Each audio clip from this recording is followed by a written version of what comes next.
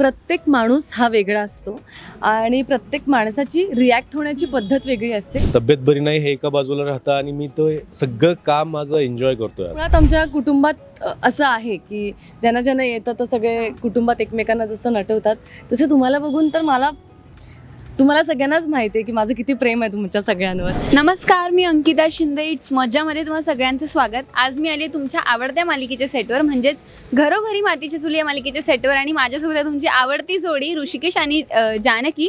मला तर असं वाटतं ना, मालिकेमध्ये जो काही तुमचा बॉन्ड आहे ना, तो एक आयडल कपल असतं ना तसा आहे. पण आता तुमचं लग्न आहे, तर यानिमित्त पहिलाच प्रश्न, जे नॉर्मल इतर कपल असतात त्यांना तुम्ही अशी कोणती गोष्ट सांगाल जी जानकी ऋषिकेशमध्ये आहे आणि त्यातली एक गोष्ट त्यांनी आत्मसात करावी असं तुम्हाला वाटतं? अंडरस्टँडिंग. प्रत्येक माणूस हा वेगळा असतो आणि प्रत्येक माणसाची रिॲक्ट होण्याची पद्धत वेगळी असते आणि एक्सेप्टन्स. तुम्ही त्या माणसाला आहे तसं एक्सेप्ट करा आणि एकमेकांबरोबर अंडरस्टँडिंगने राहा. तुम्ही संसार फार मजेत आणि मस्त करा.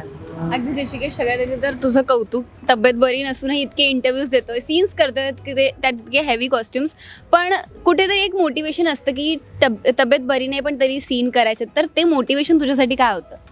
प्रेक्षकांचं प्रेम आणि सगळ्यात महत्त्वाचं म्हणजे आज तुम्ही मीडिया टीम आला तिथं वेळात वेळ काढून परफॉर्म केलं आणि तेही या सिरियलमध्ये. तुम्ही आय थिंक ही पहिली सिरियल आहे जिथे मीडिया टीम येऊन परफॉर्म करते आणि तुम्ही सकाळी 6-6:30 वाजल्याचे आलात आमच्यासाठी, इथे रिहर्सल केली, परफॉर्म केलं. सो हे सगळं मोटिवेट करणारच आहे. सो माझी तब्येत बरी नाही हे एका बाजूला राहतं आणि मी तो सगळं काम माझं एन्जॉय करतोय आज. अगदीच. पण ना, मगाशी आम्हाला रेश्मानेही मदत केली रेडी व्हायला, मला सुद्धा पर्सनली. पण रेश्मा, आता हे लग्न आहे म्हणून हे सगळं सुरू आहे, पण एरवी ना आपल्या लाईफमध्ये सुद्धा गॅदरिंग असो किंवा काही ना काही असो, आपण असं नटत असो. सो तुला पर्सनली कोणी जास्त नटवलंय शाळेत, कॉलेजमध्ये, असं सगळं असतं? आई मुलीला कोण नटवणार? तीच लिपस्टिक, आयशॅडो म्हणून, लिपस्टिक म्हणून गालावर. सर आपण असंच नटलोय आणि काय छान पोनी घालायची किंवा काय, असं आईनेच नटवलंय. टीचर्स डे असल्यावर पण आमच्या शाळेत शिक्षक म्हणून सिनियर्स जायचे लहान विद्यार्थ्यांना शिकवायला, तर सगळं आईनेच केलं आहे. आणि मुळात आमच्या कुटुंबात असं आहे की ज्यांना ज्यांना येतं तर सगळे कुटुंबात एकमेकांना जसं नटवतात तसं तुम्हाला बघून तर तुम्हाला सगळ्यांनाच माहिती आहे की माझं किती प्रेम आहे तुमच्या सगळ्यांवर. सो असं की अरे ह्या रेडी होत आहेत, चला आपण पटकन करूया, हे करूया. सो त्यानंतर पण तुम्ही छान रेडी झालात आणि रिहर्सल केलीत, इथे लवकर आलात, डान्स शिकलात. कमेंडेबल. थँक्यू. आणि आम्हालाही खूप मजा आली आणि थँक्यू सो मच त्यासाठी. पण तू मगाशी म्हणालीस की 15 वगैरे लग्न केली आहेस मालिकेमध्ये, तर तुझ्या मते लग्नातला असा कोणता विधी जो तुला पर्सनली ॲक्टर म्हणून सुद्धा करायला आवडतो किंवा तू एक्सायटेड असतेस? लग्नातला विधी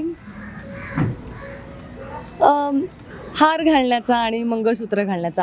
जेव्हा अंतरपाठ खाली येतो तेव्हा हार घालण्याचा, एकमेकांच्या डोळ्यात डोळे बघून की येस अगदी झालं.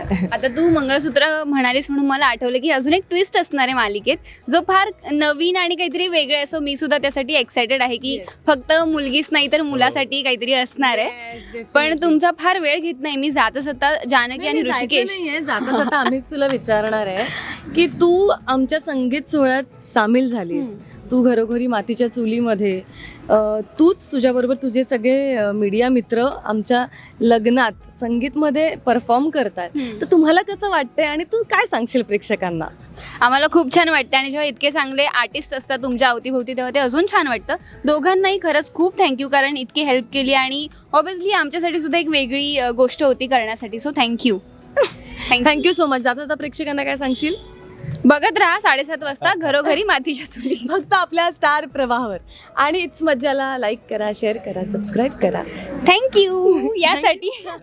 मराठी चित्रपटसृष्टीतील लेटेस्ट अपडेट्स आणि गॉसिपसाठी आमच्या चॅनेलला सबस्क्राईब करा आणि बेल ऐकन दाबायला विसरू नका.